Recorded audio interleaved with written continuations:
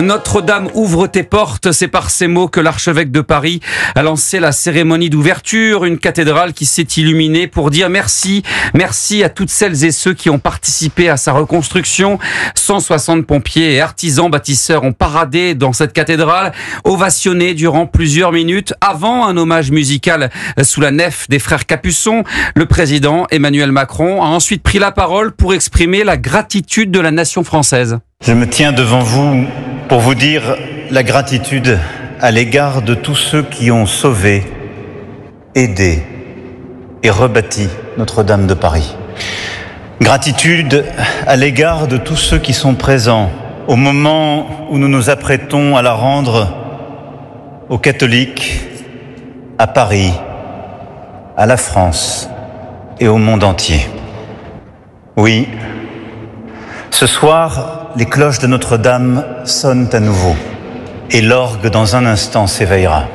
Emmanuel Macron face au monde entier, le discours qui s'est terminé il y a tout juste 7 minutes. Arthur Delaborde du service politique d'Europe 1, on vous retrouve en direct. Bonsoir. Bonsoir à tous. Vous avez suivi le discours du chef de l'État avec attention. Le président de la République qui s'est largement impliqué dans la reconstruction de Notre-Dame depuis 2019. Donc ce soir, discours très important, Arthur. Effectivement, un discours dans la nef de Notre-Dame pour savourer la réussite de son pari, rebâtir Notre-Dame en 5 ans après un chantier mené à marche forcée dans lequel Emmanuel Macron s'est beaucoup engagé. Rappelons qu'il a effectué pas moins de 7 visites sur place. Le président vient donc, vous l'avez dit, d'exprimer la gratitude de la nation à tous ceux qui ont rendu la réouverture de la cathédrale possible. Musique d'espérance familière aux Parisiens, à la France et au monde. Les cloches de Notre-Dame sonnent à nouveau, a-t-il dit. Ce chantier avait été érigé en objectif politique par Emmanuel Macron.